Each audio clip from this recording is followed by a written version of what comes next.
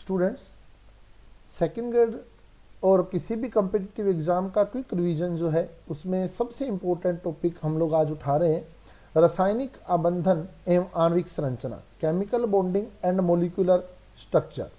Chemical bonding and molecular structure, जिसमें second grade के syllabus में या कोई और कंपटीशन एग्ज़ाम हम अगर देखें तो उसमें ये टॉपिक हमें दिए होते हैं इस यूनिट से। इसमें से सबसे इम्पोर्टेंट टॉपिक जो मैं आपके सामने रख रहा हूँ, एक बार हाइब्रिडाइजेशन मोस्ट इम्पोर्टेंट है, एमओटी मोस्ट इम्पोर्टेंट टॉपिक है। ये दोनों टॉपिक मोस्ट इम्पोर्टेंट टॉपिक्स में से आते हैं इस यूनिट के। इसके अलावा directional properties of bond, covalent bond होता है ये, directional properties of covalent bond, सहसंयोजक बंध में दिशात्मक गुण, सहसंयोजक बंध में दिशात्मक गुण ओवरलैपिंग अतिव्यापन के कारण आते हैं, ओवरलैपिंग के कारण आते हैं। ये भी एक सिंपल सा क्वेश्चन है कि सहसंयोजक बंधों में दिशात्मक गुणों का कारण है, तो सहसंयोजक बंधों में दिशात्मक गुणों का कारण है क्या? ओवरलैपिंग, अतिव्यापन, सहसंयोजक बंध में दिशात्मक गुणों का कारण।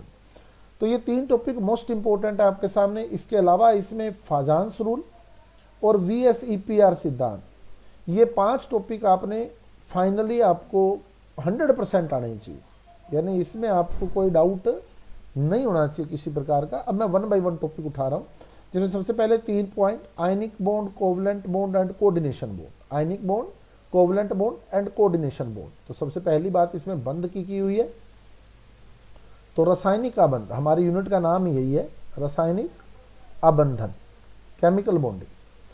अब बात आती है केमिकल बॉन्ड क्यों बनता है, तो आप एक नियम पढ़ते हैं, ऑक्टेट रूल। क्या कहता है? अष्टक का नियम बोलते हैं हम इसको हिंदी में। क्या कहता है अष्टक नियम? कि किसी भी परमाणु के बाह्य कोश में कितने इलेक्ट्रॉन होने चाहिए? 8। जिस परमाणु के बाह्य कोश में 8 इलेक्ट्रॉन होते हैं वो परमाणु स्थायी होता है, स्टेबल होता है। जिस परमाणु के बाह्य कोश में 8 इलेक्ट्रॉन है वो क्या होगा? स्थायी। 8 इलेक्ट्रॉन वाला परमाणु जो होता है वो स्थायी होता है। और जिसके पास 8 इलेक्ट्रॉन नहीं रहते, 8 इलेक्ट्रॉन नहीं रहते, बताओ वो स्थायी होना चाहेगा या नहीं होना चाहेगा? कोई भी परमाणु स्थायी होना चाहेगा या नहीं होना चाहेगा? हम क्यों पढ़ रहे हैं? हमारे पढ़ने का रीजन क्या है? हम स्थायी होना चाहते हैं, स्टेबल होना चाहते हैं। ऐसे परमाणु भी क्या चाहता है बताओ? स्थायी होना चाहता है या नहीं चाहता? वो भी स्थायी होना चाहता है, हर परमाणु स्थायी होना चाहता है। तो जिस परमाणु के पास 8 इलेक्ट्रॉन नहीं होते, बाह्य कोश के अंदर 8 इलेक्ट्रॉन नहीं होते, वो बॉन्ड बनाता है, वो बॉन्ड बनाता है। और ये जो बॉन्ड बनता है ये 3 टाइप का होता है, आयनिक, कोवलेंट यानी सहसंयोजक एंड कोऑर्डिनेशन। आयनिक बंध, सहसंयोजक बंध और उपसहसंयोजक बंध। आयनिक बंध की शर्त क्या है? आयनिक बंध कब बनता है? आयनिक बंध उस कंडीशन में बनता है जब एक परमाणु के पास, एक परमाणु ऐसा है जिसके पास 8 से ज्यादा इलेक्ट्रॉन है, 8 से ज्यादा इलेक्ट्रॉन है, और दूसरा परमाणु ऐसा है जिसके पास 8 से कम इलेक्ट्रॉन है। एक परमाणु ऐसा है जिसके पास 8 से ज्यादा इलेक्ट्रॉन है, दूसरा परमाणु ऐसा है जिसके पास 8 से कम इलेक्ट्रॉन है। अब आप बताओ, हर परमाणु 8 इलेक्ट्रॉन रखना चाहता है, तो जिसके पास 8 से ज्यादा इलेक्ट्रॉन है वो क्या करेगा बताओ? जिसके पास 8 से ज्यादा इलेक्ट्रॉन है वो क्या करेगा? सिंपल सी बात है, इलेक्ट्रॉन त्यागेगा, है ना, इलेक्ट्रॉन का त्याग करेगा। इलेक्ट्रॉन का त्याग करेगा तो वो धनायन बन जाएगा, कटायन बन जाएगा। और जिसके पास 8 से कम इलेक्ट्रॉन है वो क्या करेगा? 8 से कम वाला क्या करेगा? कॉमन सी बात है, इलेक्ट्रॉन ग्रहण करेगा, तो वो ऋणायन बन जाएगा, एनायन बन जाएगा। तो धनायन और ऋणायन यानी कटायन और एनायन के बीच जो बॉन्ड बनता है वही बॉन्ड जो होता है आयनिक बॉन्ड होता है। धनायन और ऋणायन आपस में एक अट्रैक्शन फोर्स से जुड़ जाते हैं, जिसको हम लोग आयनिक बंध बोलते हैं, आयनिक बॉन्ड बोलते हैं। स्थिर वैद्युताकर्षण बल बोलते हैं, कूलाम बल बोलते हैं। कूलाम बल कह दो, स्थिर वैद्युताकर्षण बल कह दो, आयनिक बंध कह दो, एक ही बात। समझ आ गई बात? तो आयनिक बंध कब बनता है? जब एक परमाणु ऐसा हो जिसके पास 8 से ज्यादा इलेक्ट्रॉन हो, दूसरा ऐसा हो जिसके पास 8 से कम इलेक्ट्रॉन हो। जैसे मैं एक सिंपल सा एग्जांपल उठाऊं, NaCl। NaCl, Na कितने नंबर पे आता है बताओ? 11 पर, Cl 17 पर। अब 11 इलेक्ट्रॉन कैसे पूरे करोगे? पहले कोश में कितने इलेक्ट्रॉन? पहले कोश में, फर्स्ट शेल में 2, सेकंड में 8 एंड थर्ड में 1, हो गए 11 पूरे। 2 8 है, 17 कैसे पूरे करोगे? Cl के 17 पहले कोश में 2, दूसरे में 8 और तीसरे में 7, 17 पूरे हो गए। अब आप देखो, अगर Na एक इलेक्ट्रॉन त्याग दे तो इसके पास 8 इलेक्ट्रॉन पूरे हो जाएंगे, अष्टक पूरा हो जाएगा। अगर ये एक इलेक्ट्रॉन त्याग दे तो 8 इलेक्ट्रॉन पूरे होते हैं। तो Na क्या करेगा? एक इलेक्ट्रॉन त्याग देगा और Na प्लस बन जाएगा। अब वो एक त्याग दिया उसने, धनायन बन गया, और यही एक इलेक्ट्रॉन जो Na ने त्यागा था वो Cl ग्रहण कर लेगा और Cl माइनस बन जाएगा, 2 8 8, इसका भी अष्टक पूरा हो जाएगा। सही है? और Na प्लस और Cl माइनस आपस में एक आकर्षण बल से जुड़ जाएंगे और NaCl की फॉर्मेशन कर देंगे। समझ आ गई बात? क्लियर है? तो इस तरह से NaCl आयनिक यौगिक बनता है, ये आयनिक कंपाउंड बन गया। तो अष्टक के नियम को फॉलो करते हैं ये सारे। तो आयनिक बंध कब बना? जब एक परमाणु ऐसा था जिसके पास 8 से ज्यादा इलेक्ट्रॉन थे और दूसरा परमाणु ऐसा था जिसके पास 8 से कम इलेक्ट्रॉन थे। अब आता है कोवलेंट बॉन्ड, सहसंयोजक बंध। अब आप बताओ, सहसंयोजक बंध मतलब जो इलेक्ट्रॉन के साझे से बना है, शेयरिंग से बना है, इलेक्ट्रॉन की शेयरिंग से बना है, वो कोवलेंट बॉन्ड होता है। अब आप एक सिंपल सी बात बताएं, शेयर करने की जरूरत कब पड़ती है? मान लो मैंने कोई जगह लेनी है, ठीक है, कोई दुकान लेनी है, कोई मकान लेना है। अब मेरे को शेयरिंग करने की जरूरत कब पड़ेगी बताओ?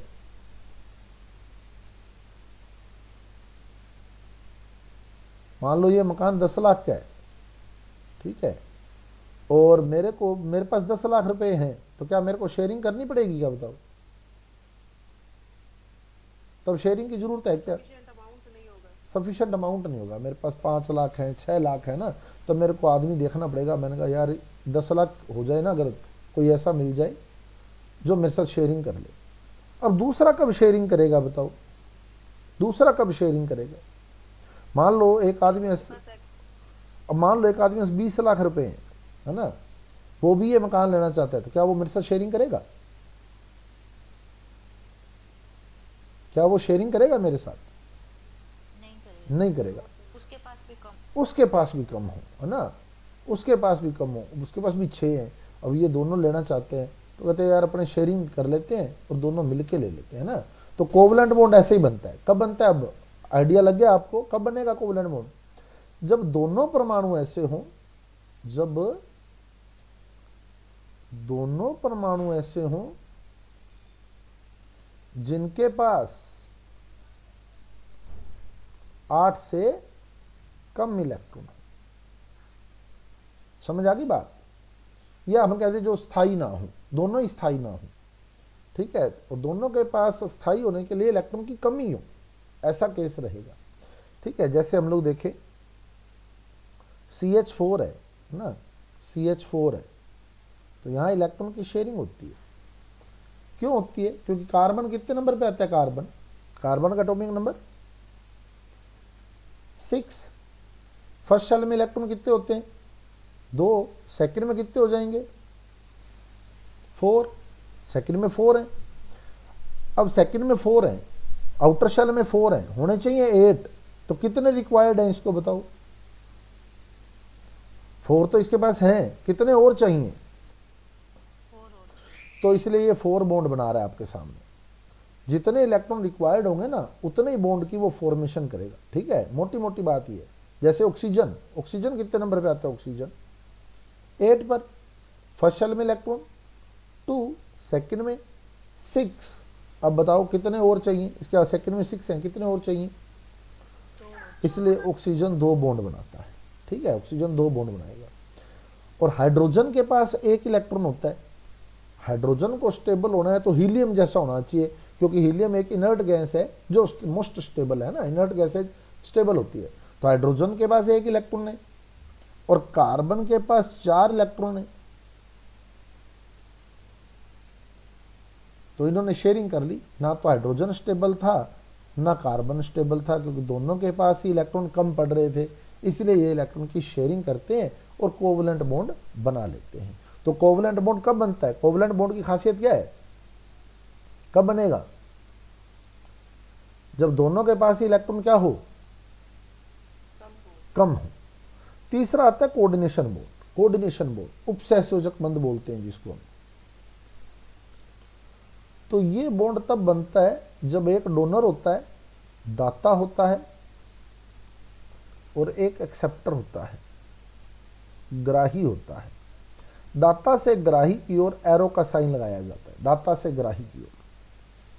अब दाता कब होगा, ग्राही कब होगा, इसका भी मैं हमेशा एक सिंपल सा एग्जांपल लेता हूं। हमारे पड़ोसी को हमारी जरूरत पड़ती है या नहीं पड़ती, बताओ? हमारा पड़ोसी है, उसको हमारी जरूरत है या नहीं है? है ना। अब मान लो हमारा पड़ोसी कोई सब्जी बना रहा था, ये हो गया, ये हो गए हम, और ये हो गया हमारा पड़ोसी। हमारा पड़ोसी कोई सब्जी बनाना चाहता था और उसे कुकर की ज़रूरत थी, प्रेशर कुकर की, और हमारे पास प्रेशर कुकर है, तो वो क्या करेगा बताओ? हमसे कुकर मांगेगा नहीं मांगेगा, बताओ? मांगेगा ना, भाई कुकर दे दो आपका, मैंने सब्जी बनानी है ना। तो यानी हम दाता हो गए और वो ग्राही हो गया। ठीक है, और हम उसको कुकर दे देंगे, भैया ले कुकर ले ले तो सब्जी बना, लेकिन कब देंगे? जब ये कुकर हमारा यूज नहीं हो रहा। अगर हम भी इसमें सब्जी बना रहे हैं तब क्या उसको दे देंगे क्या वो कुकर? तब दे देंगे क्या? भाई हम भी इसमें सब्जी बना रहे हैं, अभी हमारे घर भी सब्जी बन रही है कुकर के अंदर, अब पड़ोसी ने हमारे से कुकर मांग लिया, तब हम दे देंगे क्या इसको? तब नहीं देंगे ना। हम तब देंगे जब ये कुकर हमारे यूज नहीं आ रहा, फ्री पड़ा है हमारे घर पे, है ना, हमारे यूज नहीं आ रहा, तब हम कहेंगे ले तू कोई बात नहीं, तू सब्जी बना ले। ठीक है, तो यानी इस केस में क्या होता है, एक एटम तो ऐसा होता है जिसको इलेक्ट्रॉन चाहिए होते हैं। कुकर इलेक्ट्रॉन हो गया एक तरह से, समझ आ गई बात? तो इसको तो इलेक्ट्रॉन चाहिए थे, मतलब इसका तो ऑक्टेट कंप्लीट नहीं था। एक परमाणु ऐसा था जिसका अष्टक पूरा नहीं था, और दूसरा परमाणु ऐसा था जिसका अष्टक पूरा था, लेकिन उसके कुछ इलेक्ट्रॉन जो हैं वो फ्री पड़े थे, बॉन्ड में नहीं गए थे, यूज नहीं हो रहे थे बॉन्ड फॉर्मेशन, यानी उसके पास लोन पेयर अवेलेबल था, फ्री इलेक्ट्रॉन अवेलेबल थे जो बॉन्ड में पार्टिसिपेट नहीं किए। समझ आ गई बात? तो एक एटम तो ऐसा है जिसका अष्टक पूरा नहीं है, और एक एटम ऐसा है जिसका अष्टक पूरा है और लोन पेयर अवेलेबल है उसके पास। जैसे देखो BF3, BF3 में बताओ बी ने कितने बॉन्ड बना रखे हैं? BF3 में बी ने 3 बॉन्ड बना रखे, BF3 है ना, 3 बॉन्ड बना रखे। एक बॉन्ड में कितने इलेक्ट्रॉन होते हैं? 2। 3 बॉन्ड में कितने हो गए? 6। अब इसको 6 इलेक्ट्रॉन है। और एक है NH3, NH3, तो N के पास लोन पेयर भी रहेगा। क्यों रहेगा? क्योंकि N कितने नंबर पे आता है? 7 नंबर पे। फर्स्ट शेल में इलेक्ट्रॉन 2, सेकंड में 5, तो आउटर शेल में कितने हैं? 5। 5 में से एक इस बॉन्ड में गया, एक इस बॉन्ड में गया, एक इस बॉन्ड में गया, 3 तो बॉन्ड फॉर्मेशन में चले गए, तो लोन पेयर बच गया। सही है क्या? समझ गए? अब इसके पास कितने इलेक्ट्रॉन थे? बी के पास कितने थे? बी के पास कितने इलेक्ट्रॉन थे? 6। तो क्या इसका अष्टक पूरा था? इस बी का अष्टक पूरा था क्या? बी का अष्टक पूरा नहीं है, इसके पास 6 इलेक्ट्रॉन है। एन का देखोगे तो अष्टक पूरा है, कैसे पूरा है, दो तो फ्री पड़े हैं और हर बॉन्ड में दो इलेक्ट्रॉन होते हैं, एक एन का एक एच का, शेयरिंग में दोनों का हक होता है। तो दो इलेक्ट्रॉन इस बॉन्ड से, दो इस बॉन्ड से, दो इस बॉन्ड से, 6 और दो फ्री पड़े हैं, तो कितने हो गए 8। तो इसका ऑक्टेट कंप्लीट है, ऑक्टेट कंप्लीट है और लोन पेयर अवेलेबल है, यानी ऐसे इलेक्ट्रॉन अवेलेबल हैं जो इसके यूज नहीं आ रहे। तब ये क्या करेगा, इन दो इलेक्ट्रॉन का यूज करेगा और इसके साथ बॉन्ड फॉर्मेशन कर देगा। और ये जो बॉन्ड होगा डोनर टू एक्सेप्टर, दाता से ग्राही की ओर होगा, जिसे हम लोग कोऑर्डिनेशन बॉन्ड, उपसहसंयोजक बंध कहते हैं। तो इस प्रकार से उपसहसंयोजक बंध का निर्माण होता है। कब होता है, जब एक परमाणु ऐसा हो जिसका अष्टक पूरा नहीं है और दूसरा परमाणु ऐसा हो जिसका अष्टक पूरा है और उसके पास लोन पेयर अवेलेबल है। समझ आ गई बात? क्लियर तीनों बॉन्ड? अब एक चीज और ध्यान रखना, इसमें सम इलेक्ट्रॉनीय स्पीशीज वाला प्रश्न आता है। सम इलेक्ट्रॉनीय स्पीशीज, जैसे आपको क्या कहेगा, Ca+2 का सम इलेक्ट्रॉनिक स्पीशीज है, ऑप्शन देगा आपको, जैसे कह देगा Na+, Mg+2, Cl-, F-। तो कैसे छांटेंगे, Ca कितने नंबर पे आता है कैल्शियम, 20 पे, +2 का मतलब इसने 2 इलेक्ट्रॉन त्याग दिए, सम इलेक्ट्रॉन है मतलब जिसके पास इलेक्ट्रॉन बराबर हो ना, तो +2 का मतलब इसने 2 त्याग दिए, 20 इलेक्ट्रॉन इसके पास थे, 2 त्याग दिए, कितने बचे, 18 इलेक्ट्रॉन बच गए इसके पास। समझ गए, 18 इलेक्ट्रॉन बच गए। तो जिसके पास 18 इलेक्ट्रॉन पड़े हैं ना, वो इसका आंसर है। किसके पास है बताओ 18 इलेक्ट्रॉन, Cl-, क्लोराइड, Cl-, है ना, क्योंकि Cl 17 पे आता है, माइनस का मतलब एक गेन कर लिया, तो इसके पास भी 18 इलेक्ट्रॉन हो गए, तो ये सम इलेक्ट्रॉनिक हो गए। समझ आ गई बात? तो एक क्वेश्चन, इंपॉर्टेंट क्वेश्चन है ये, निम्न में से सम इलेक्ट्रॉनिक स्पीशीज वाला, तो ये आपको आना चाहिए। क्लियर? चलें आगे। अब हम लोग चलते हैं फायान रूल पे। फायान रूल पहले बता देता हूं आपको, या फाजांस रूल, फायांस नियम, फायान का नियम, फाजांस रूल। फायान नियम किस बात की व्याख्या करता है, पहले तो अपने को यही पता होना चाहिए, ये किस बात की व्याख्या करता है। ये व्याख्या करता है आयनिक यौगिकों में सहसंयोजक गुणों की, आयनिक यौगिकों में सहसंयोजक गुण पाए जाते हैं। आयनिक यौगिकों में सहसंयोजक गुणों की जो व्याख्या है वो फायान के नियम से की जाती है। बहुत ही इंपॉर्टेंट बात है। आयनिक कंपाउंड में सहसंयोजक गुण यानी कि कोवलेंट प्रॉपर्टीज होती है, कब होती है, जब धनायन छोटा हो, धनायन क्या हो, छोटा हो, और ऋणायन बड़ा हो, ऋणायन बड़ा हो, तब आयनिक यौगिक में सहसंयोजक गुण आ जाते हैं। समझ आ गई बात? कब आएंगे, जब धनायन छोटा हो और ऋणायन बड़ा हो, इतनी बात याद रखनी है आपको, ठीक है। धनायन छोटा और ऋणायन बड़ा, तब धनायन क्या करता है, देखो धनायन छोटा है और ऋणायन बड़ा है, तब धनायन क्या करता है, ऋणायन के इलेक्ट्रॉनों को अपनी ओर खींचता है, जिससे क्या होता है, ऋणायन की आकृति विकृत हो जाती है, इस तरह से विकृति आ जाती है उसकी आकृति में, जिसे हम बोलते हैं ध्रुवण, पोलराइजेशन। ऋणायन का ध्रुवण हो गया, ये पोलराइजेशन हो गया। कब, जब धनायन छोटा था, तो छोटे धनायन ने क्या किया, ऋणायन के इलेक्ट्रॉन खींचे, जिससे ऋणायन का आकार विकृत हो गया, जिसे ध्रुवण कहते हैं। इससे क्या हुआ, ऋणायन का कुछ भाग धनायन से शेयर कर गया, देखो कर गया ना शेयरिंग, यहां देखो शेयरिंग कर गया या नहीं किया बताओ,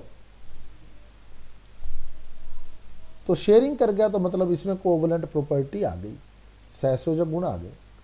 तो कब आएंगे सहसंयोजक गुण, जब धनायन छोटा है और ऋणायन बड़ा है।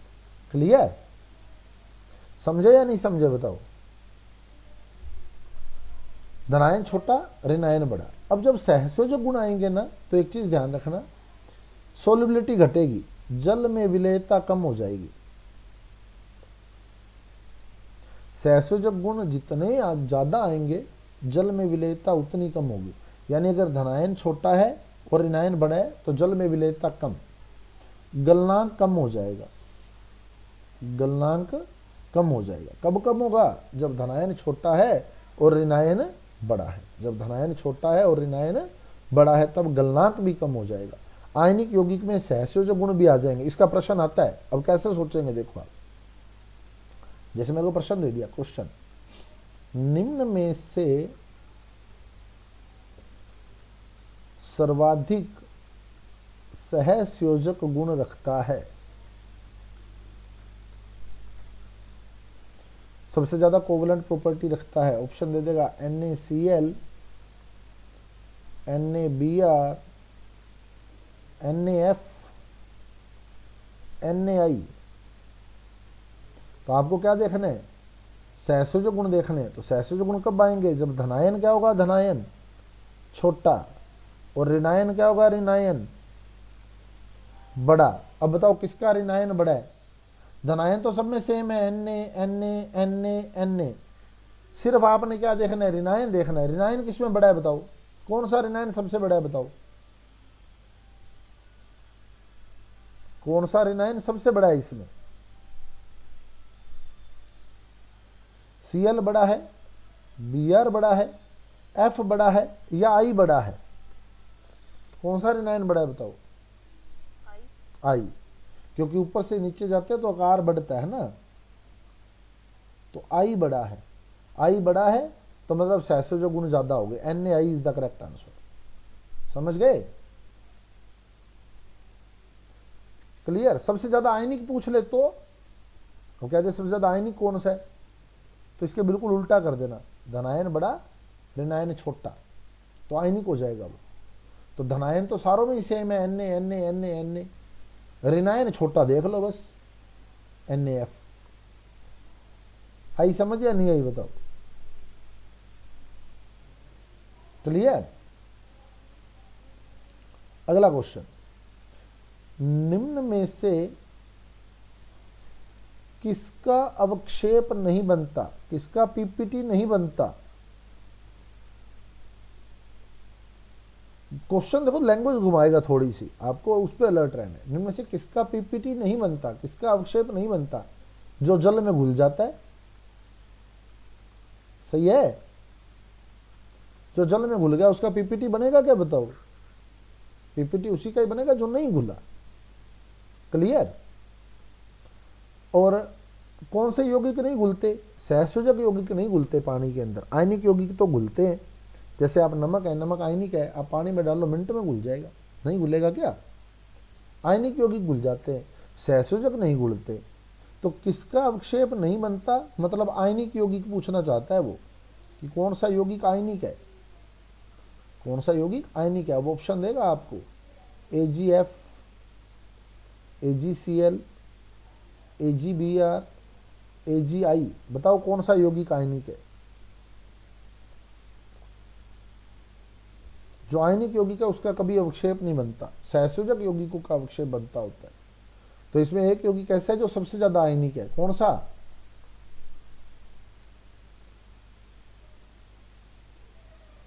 सहसंयोजक कौन सा होगा?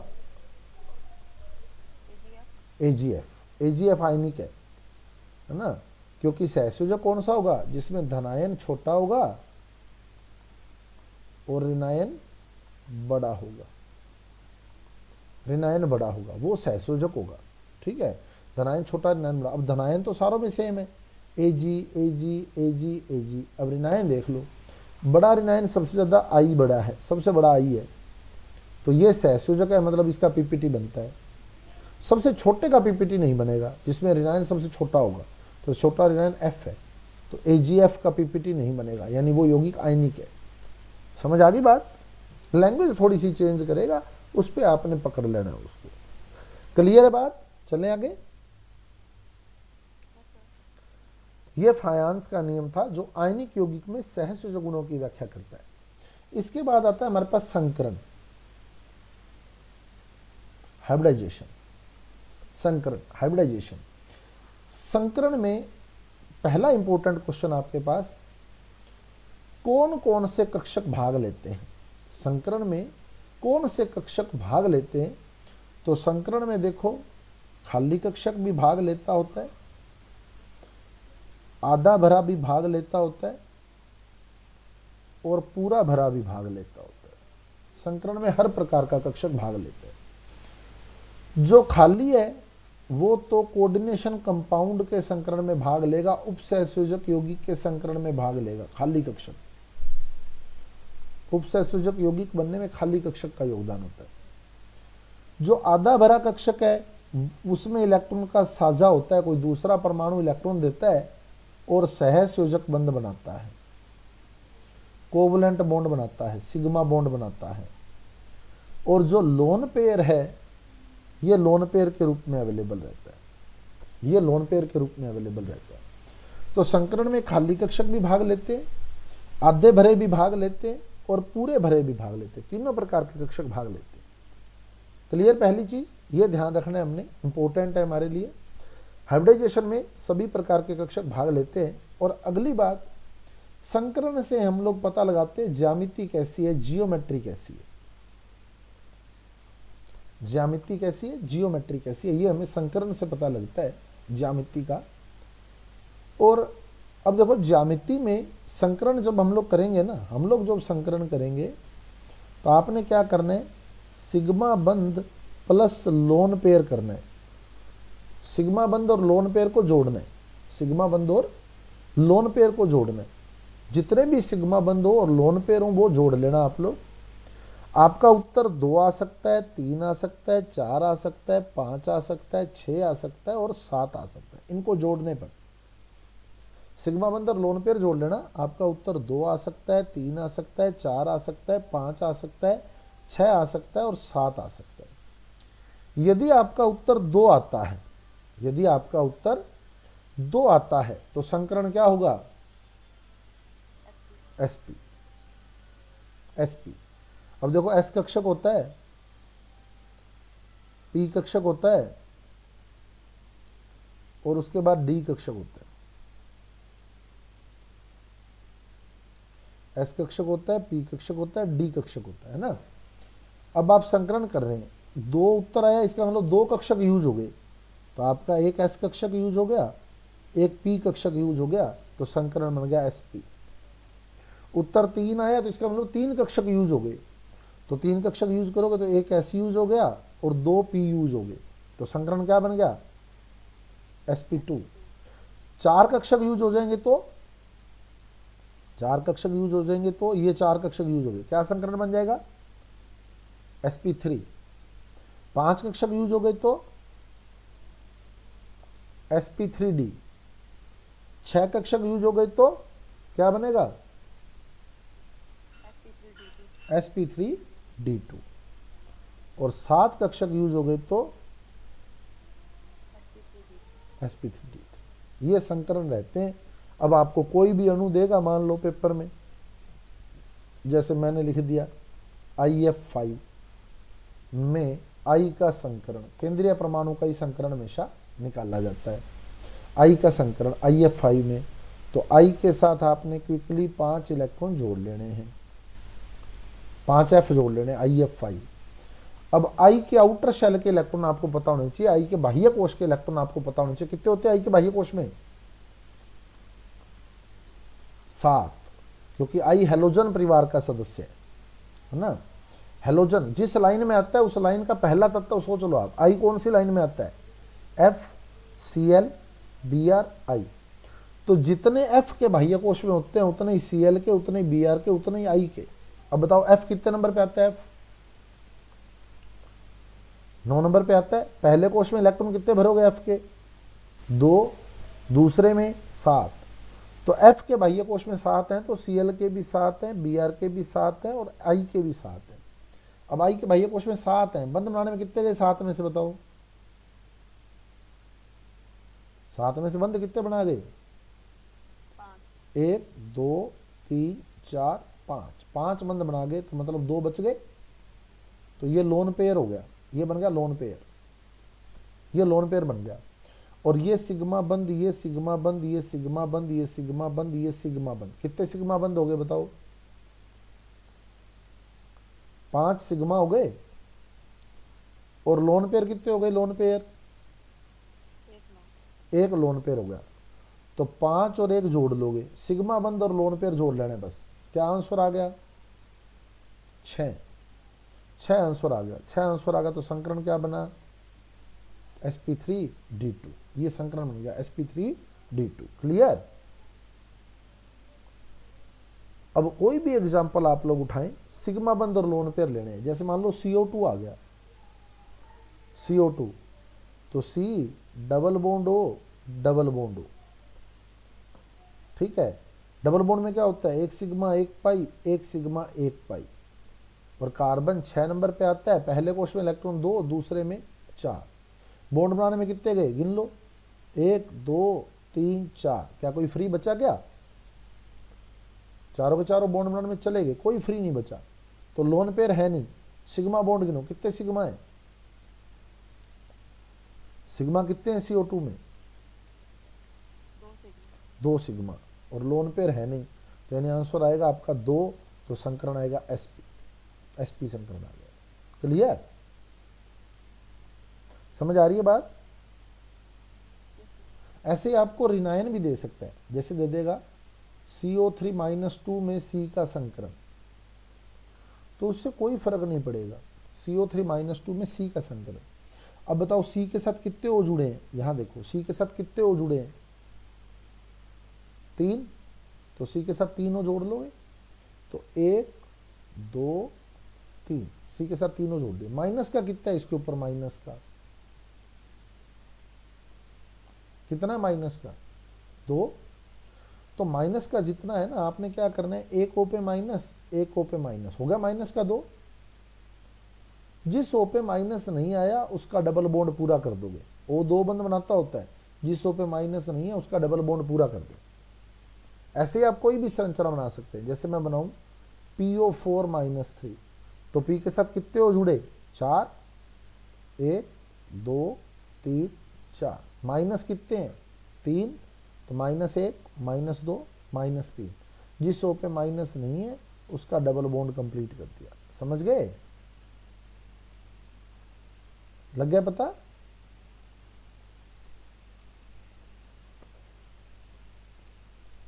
तो अब आप हिसाब लगाएं सिग्मा बंद लोन पेयर का। कार्बन के बाह्य कोश में कितने इलेक्ट्रॉन होते हैं? बाह्य कोश में 4, चारों के चारों बॉन्ड बनाने में गए, तो लोन पेयर कोई बचा नहीं। डबल बॉन्ड में क्या होगा? 1 sigma 1 pi, single bond sigma, single bond sigma. कितने सिग्मा हो गए? कितने सिग्मा आ गए? 3 सिग्मा। तो संकरण क्या बन गया? sp2। इसमें गिनोगे तो 1 सिग्मा 1 पाई, ये सिग्मा ये सिग्मा ये सिग्मा। और फास्फोरस के बाह्य कोश में कितने इलेक्ट्रॉन होते हैं? P के बाह्य कोश में कितने? 5, क्योंकि ये N वाली लाइन में आता है ना, तो जितने N के बाह्य कोश में होंगे उतने P के बाह्य कोश में होंगे। 5 बंद बनाने में कितने गए? 1 2 3 4 5। तो क्या कोई लोन पेयर बचा? नहीं बचा है ना, तो सिग्मा गिन लो बस, कितने सिग्मा है? लोन पेयर है नहीं, कितने सिग्मा आ गए इसमें? PO4-3 में 4 सिग्मा, तो संकरण आ जाएगा sp3। क्लियर? समझ आ गई बात? तो ये संकरण हम लोग जो है इस तरह से आइडेंटिफाई कर लेते हैं। बिल्कुल इजी सिस्टम है, कुछ भी नहीं है। हाइब्रिडाइजेशन आप मिनट में निकाल सकते हैं।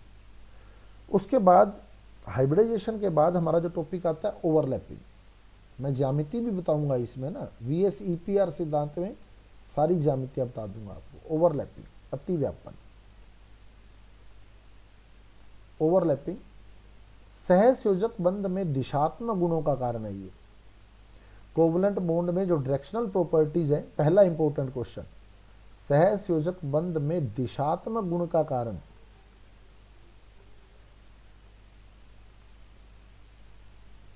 सहसंयोजक बंध में दिशात्मक गुण क्यों पाए जाते हैं? ओवरलैपिंग के कारण, अतिव्यापन के कारण पाए जाते हैं। अतिव्यापन के कारण होते हैं, और अतिव्यापन में हमेशा अर्ध भरे कक्षक ही भाग लेते हैं। संकरण में कौन से कक्षक भाग लिए थे? संकरण में तीनों प्रकार के। और एक क्वेश्चन मैं संकरण का बताना चाहता था आपको। संकरण से हम लोग ज्यामिति निर्धारित करते हैं। अब प्रश्न क्या दिया उसने, एक बार ज्यामिति के निर्धारण में भाग नहीं लेता, यानी जियोमेट्री का डिटर्मिनेशन किससे हम नहीं करते, सिग्मा बॉन्ड से, लोन पेयर से, पाई बॉन्ड से, सिग्मा बॉन्ड से, लोन पेयर से, पाई बॉन्ड से, या सभी से। ज्यामिति के निर्धारण में कौन भाग नहीं लेता बताओ, यानी संकरण में कौन क्या, पाई बॉन्ड। संकरण में पाई बॉन्ड का कोई रोल नहीं होता और संकरण से ही ज्यामिति देखी जाती है, तो ज्यामिति का निर्धारण पाई बॉन्ड से नहीं किया जाता। समझ आ गई बात। ये बहुत बढ़िया क्वेश्चन निकाला था इसने। हालांकि मैं जब भी संकरण करवाया है मैंने आज तक, मैं इसी बेस पे करवाता हूँ, sigma bond plus lone pair, sigma bond plus lone pair. अब हम अगले की मेंटेलिटी नहीं देख सकते कि सामने वाला क्या प्रश्न बना रहा है ना, तो उसने प्रश्न डाल दिया। ये भी बताया हुआ था कि संकरण से ज्यामिति पता लगती है, लेकिन उसने प्रश्न डाला ज्यामिति के निर्धारण में कौन भाग नहीं लेता, यानी संकरण में कौन भाग नहीं लेता। मोटी मोटी बात करें तो अपने को पता है संकरण में सिग्मा बॉन्ड और लोन पेयर भाग लेते हैं, पाई बॉन्ड भाग नहीं लेता। Then answer is the pi bond. समझ आ गई बात, क्लियर है। अब हम लोग बात करें ओवरलैपिंग की, तो ओवरलैपिंग में अगर आप इतना याद रख लेते हैं ना कि इसमें हाफ फिल्ड यानी अर्ध भरे कक्षक भाग लेते हैं, तो आपकी ओवरलैपिंग कंप्लीट हो गई, ओवरलैपिंग खत्म। ओवरलैपिंग जो होती है वो 4 प्रकार की होती है, वो आपको ऑप्शन देगा, ठीक है। जैसे कहेगा S S overlapping, S P overlapping, P P अक्षीय एक्सियल, और पी पी पार्श्वीय लेटरल। ये 4 ऑप्शन हो देगा आपको। इसमें सिग्मा बॉन्ड बनता है, इसमें भी सिग्मा बॉन्ड बनता है, इसमें भी सिग्मा बॉन्ड बनता है, पार्श्वीय में पाई बॉन्ड बनता है, याद भी रह सकता है। पार्श्वीय में कौन सा बॉन्ड बनेगा, पाई बॉन्ड। तो एक इंपॉर्टेंट बात ये भी है, कौन से अतिव्यापन से पाई बॉन्ड बनता है, कौन से, पीपी पार्श्वीय, पीपी लेटरल। सम पार्श्वीय भी लिखा होता है, पार्श्वीय भी लिखा होता है, पाई बॉन्ड बनता है। आगे बात समझ। पीपी पार्श्वीय से कोई भी डायग्राम सोचने की जरूरत नहीं है आपको, आंसर आपके देखना मिनट में निकलेंगे, ठीक है। अब पाई बॉन्ड बनने से पहले एक बात याद रखनी है, पाई बॉन्ड बनने से पहले हमेशा सिग्मा बॉन्ड बनता है। पाई बॉन्ड बनने से पहले हमेशा सिग्मा बॉन्ड बनता है, मतलब पी पी पार्श्वीय अतिव्यापन से पहले पाई बॉन्ड किससे बना था, पी पी पार्श्वीय से। पी पी पार्श्वीय अतिव्यापन से पहले पी पी अक्षीय अतिव्यापन होता है। पी पी अक्षीय से सिग्मा बॉन्ड बनेगा, पाई बॉन्ड से पहले सिग्मा बॉन्ड बनता है, मतलब पार्श्वीय अतिव्यापन से पहले अक्षीय अतिव्यापन होता है। पहले अक्षीय होगा, बाद वाले पार्श्वीय उठाएंगे। जैसे उदाहरण देखो, तो 4 अतिव्यापन है, कौन कौन से, S S, S P, P P अक्षीय एक्सियल और पी पी पार्श्वीय लेटरल। पाई बॉन्ड इससे बनता है, लेकिन इससे पहले हमेशा ये होता है, यानी सिग्मा बॉन्ड बनता ही बनता है। यानी अगर पीपी अतिव्यापन में सिग्मा बॉन्ड, एक ही बॉन्ड बन रहा है तो ये वाला है, 2 बॉन्ड बन रहे हैं तो एक ये एक ये। अब कैसे सोचेंगे देखो, जैसे मेरे को प्रश्न दिया उसने, एच एफ में अतिव्यापन है, 4 ऑप्शन दी थी, एच एफ की ओवरलैपिंग पूछ ली, तो मेरे पास एक एच है एक एफ है। एच बताओ कितने नंबर पे आता है, एच कितने नंबर पे आता है, 1 पे। तो इलेक्ट्रॉनिक विन्यास क्या होगा बताओ इसका, इलेक्ट्रॉनिक विन्यास, इलेक्ट्रॉनिक कॉन्फ़िगरेशन 1s1, सही है, 1s1 होगा, तो ये 1s1 हो गया। एफ कितने नंबर पे आता है, 9 नंबर पे, तो इसका इलेक्ट्रॉनिक कॉन्फ़िगरेशन क्या होगा, 1s2, 2s2, 2p5, तो 2p में 5 इलेक्ट्रॉन हो गए, 1 2 3 4 5। अब आप सोचो ये वाला ओवरलैपिंग में भाग लेगा या नहीं लेगा, ये बताओ। ओवरलैपिंग में कौन सा कक्षक भाग लेते हैं, अर्ध भरे, है ना, तो ये भाग लेगा। ये कौन सा कक्षक है बताओ, एस, तो हाइड्रोजन का एस भाग ले रहा है, क्या ये वाला भाग लेगा, नहीं लेगा। क्या ये वाला भाग लेगा, नहीं लेगा। क्या ये वाला भाग लेगा, बिल्कुल लेगा, क्योंकि ये भी अर्ध भरा है। तो एफ का कौन सा कक्षक भाग ले रहा है, पी, तो कौन सी ओवरलैपिंग होगी बताओ, एसपी, एसपी ओवरलैपिंग हो गई इसमें, एच एफ में। आई समझ या नहीं आई, अर्ध भरे कक्षक देख लेना बस, आपका आंसर आ जाएगा आपको। जैसे मेरे को दे दिया Cl2 में ओवरलैपिंग, Cl2 में कौन सी, तो Cl कितने नंबर पे आता है, 17 पे। मैं इलेक्ट्रॉन कॉन्फ़िगरेशन लिखूंगा 1s2 2s2 2p6 3s2 3p5। दूसरा भी Cl ही है, वो भी 17 पे, 1s2 2s2 2p6 3s2 3p5। बस लास्ट वाला देख लिया करो 3p5। 3p में 5 इलेक्ट्रॉन है, 1 2 3 4 5। ये भी 3p5, इसमें भी 5 हैं, 1 2 3 4 5। अब बताओ इसका कौन सा कक्षक भाग लेगा, P, ये वाला P, सही है। और इसका ये वाला P। अब दोनों में जो ओवरलैपिंग होगी वो कौन सी होगी बताओ, PP। PP कौन सी, अक्षीय या पार्श्वीय है, पहली है तो कौन सी, अक्षीय, पहली अक्षीय होगी, सिग्मा बॉन्ड बनेगा इसमें। अगर एक और होती तो पार्श्वीय होती, समझ गए। अब जैसे मेरे को दे दिया O2 में ओवरलैपिंग है, O2 में ओवरलैपिंग है, अब ऑप्शन दे देगा एक अक्षीय है, एक पार्श्वीय है, एक अक्षीय है, दो पार्श्वीय है, दो अक्षीय है, दो पार्श्वीय है, इस तरह से है ना। तो O2 बना O और O से, O कितने नंबर पे आता है, 8, O आता है 8 नंबर पे ना। इलेक्ट्रॉनिक विन्यास क्या बनेगा, 1s2 2s2 2p4, 1s2 2s2 2p4, सही है। 2p में कितने इलेक्ट्रॉन है, 4 इलेक्ट्रॉन भर लो, 1 2 3 4। इसके भी 2p में 4 इलेक्ट्रॉन भर लो, 1 2 3 4। अब बताओ ये 2p, ये 2p। अब बताओ ये वाला ओवरलैपिंग में भाग लेगा कि नहीं लेगा, ये वाला भी भाग लेगा, है ना। तो ये पहला PP ओवरलैपिंग हो गया, ये PP हो गया, फिर ये वाला P और ये वाला P, ये दूसरा PP हो गया। अब बताओ फिर ये कौन सा होगा, पहले वाला PP अक्षीय, और बाद वाला कौन सा होगा, PP पार्श्वीय। तो यानी O2 में एक PP अक्षीय और एक PP पार्श्वीय होता है, यानी एक सिग्मा और एक पाई बॉन्ड होता है, एक सिग्मा एक पाई, समझ गए। N2 में देखो, N2 में N कितने नंबर पे आता है, 7 पे, दूसरा N भी 7 पे, 1s2 2s2 2p3। रटना नहीं है किसी भी एग्जाम्पल को, 1s2 2s2 2p3। 2p में 3 इलेक्ट्रॉन है, 2p में 3 है, 3 भरो, 1 2 3। दूसरे वाले में भी 3 भरो, 1 2 3। अब बताओ कितने ओवरलैपिंग में जाएंगे, कितने पी कक्षक ओवरलैपिंग में जाएंगे, तीनों ही जाएंगे ना। तो एक PP ओवरलैपिंग यहाँ होगी, एक यहाँ होगी, एक यहाँ होगी। तो बताओ ये वाली कौन सी हुई, पहले वाली PP अक्षीय है, और बाकी दोनों कौन सी होंगी, PP पार्श्वीय। यानी एक PP अक्षीय है और 2 PP पार्श्वीय आती है अपन में, समझे या नहीं, आगे समझ, क्लियर है इतना।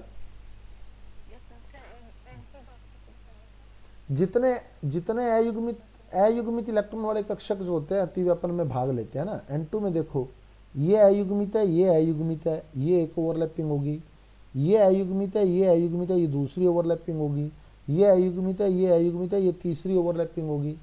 अब ये भी P कक्षक था, ये भी P कक्षक था, तो PP ओवरलैपिंग है, ये भी P था, ये भी P था, PP ओवरलैपिंग है, ये भी P था, ये भी P था, PP ओवरलैपिंग है। तो 3 PP ओवरलैपिंग है, सिर्फ पहली अक्षीय होगी, बाकी दोनों पार्श्वीय होंगी, समझ आई बात। छांट दोगे आराम से छंट जाएगा, थोड़ा सा प्रयास करोगे ना। अयुग्मित इलेक्ट्रॉन वाले कक्षक देख लेना, बस वही ओवरलैपिंग होगी, क्लियर।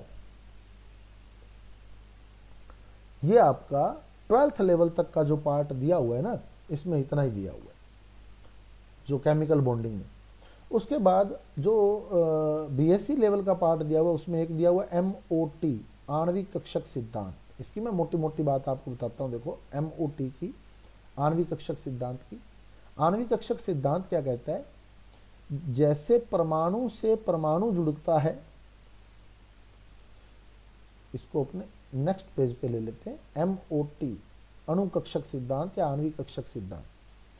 ये सिद्धांत कहता है जिस प्रकार परमाणु परमाणु जुड़कर क्या बनाते हैं, एटम और एटम जुड़कर क्या बनाते हैं, अणु बनाते हैं, उसी प्रकार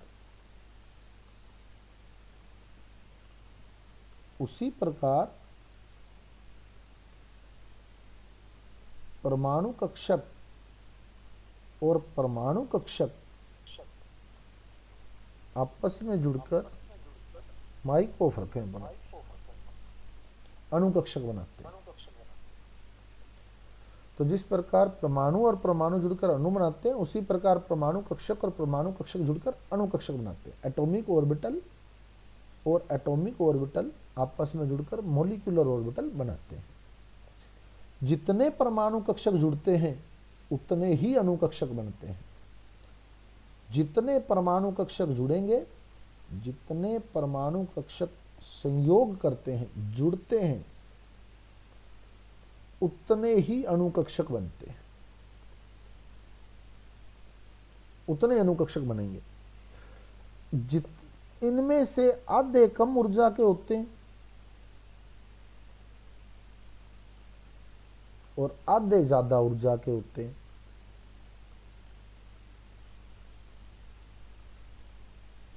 तो जितने परमाणु कक्षक जुड़ते हैं उतने ही अणु कक्षक बनते हैं, आधे कम ऊर्जा के, आधे ज्यादा ऊर्जा के। जो कम ऊर्जा के होते हैं उन्हें हम अबंधी अणु कक्षक कहते हैं, bonding, BMO bonding molecular orbital. और जो ज्यादा ऊर्जा के होते हैं उन्हें हम प्रतिबंधी अणु कक्षक कहते हैं, प्रतिबंधी अणु कक्षक, anti bonding molecular orbital, ABMO, anti bonding molecular orbital. तो ये सिद्धांत है मोटा मोटा। अब इसमें देखो, जैसे H2 बनेगा, अणु बनाएगा H2, H2 के बाद He2 हाइड्रोजन, हीलियम, लिथियम और बेरिलियम। इनमें तो होता है S कक्षक ही। जैसे ये H है, ये H ले लिया, H और H जुड़ेंगे तो H2 बनेगा, है ना। H कितने नंबर पे आता है, 1 नंबर पे। तो इसके पास सिर्फ S कक्षक रहेगा, S। इसके पास भी S कक्षक रहेगा। तो ये परमाणु कक्षक है, ये परमाणु है, तो ये वाला परमाणु कक्षक है, यानी एटॉमिक ऑर्बिटल है। ये वाला भी एटॉमिक ऑर्बिटल है। अब ये जुड़ रहे हैं, कितने परमाणु कक्षक जुड़ रहे हैं बताओ, कितने जुड़ रहे हैं परमाणु कक्षक? 2, एक ये 2 जुड़ रहे हैं। तो 2 ही अणु कक्षक बनेंगे। ये अणु बन गया, 2 ही अणु कक्षक बनेंगे, जिसमें से एक कम ऊर्जा का होगा और एक ज्यादा ऊर्जा का होगा। समझ आ गई बात? ये अबंधी है और ये प्रतिबंधी। क्लियर? कम ऊर्जा वाला अबंधी, ज्यादा ऊर्जा वाला प्रतिबंधी। मैं आइडिया ही दूंगा आज आपको, है ना, क्योंकि यूनिट हम लोग जो है कंप्लीट कर चुके हैं 12th लेवल के अकॉर्डिंग। अब आगे चलें तो B2, C2 और N2, B2, C2 और N2 आएंगे। अब इनमें P कक्षक भी आ जाएगा, इनमें P कक्षक आ गया, 2P आ गया इनमें। ये 2P प्लस ये दूसरे का 2P, क्योंकि C2 है ना, C2 है तो मतलब एक C दूसरा C, B2 है तो एक B दूसरा B, N2 है तो एक N दूसरा N, और ये जुड़ेंगे तो N2 बनाएंगे। समझ गए? क्लियर? अब बताओ कितने परमाणु कक्षक जुड़ रहे हैं, कितने परमाणु कक्षक जुड़े बताओ? 6। तो 6 ही अणु कक्षक बनेंगे, जिसमें से 3 ज्यादा ऊर्जा के और 3 कम ऊर्जा के।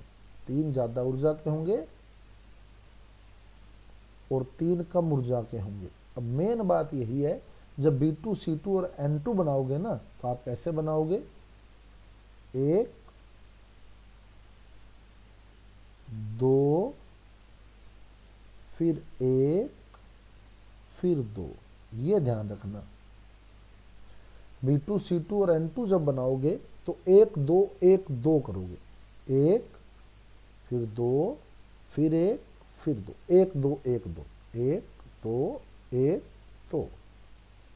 और जब बात आएगी आपके पास, अब ये कक्षक होते कौन से वो हम कल चर्चा करेंगे, लेकिन आपको मोटा मोटा आइडिया एक आ जाना चाहिए। O2 F2 और Ne2 इसकी जब हम बात करेंगे, इसमें भी पी कक्षक होगा, 2p 2p, इसमें भी 6 ही बनेंगे, लेकिन इसके 6 कैसे लिखे जाएंगे, 1 2 2 1, बस इतना फर्क हो गया, 1 2 2 1। जब B2C2 N2 था तब तो क्या था, B2C2 और N2 अगर दे दे तब तो क्या करोगे, जो अनुकक्षक बनाओगे 1 2 1 2 बनाओगे। और जब O2 F2 और Ne2 दे दे तब क्या करोगे, तब 1 2 2 1 करोगे। बस ये बात मोटी मोटी ध्यान रखनी है। एक कक्षक होते कौन से, पाई कौन सा है, सिग्मा कौन सा है, पाई स्टार कौन सा है, सिग्मा स्टार कौन सा है, उसको हम कल चर्चा में लेंगे। समझ आ गया आज वाला काम सारा।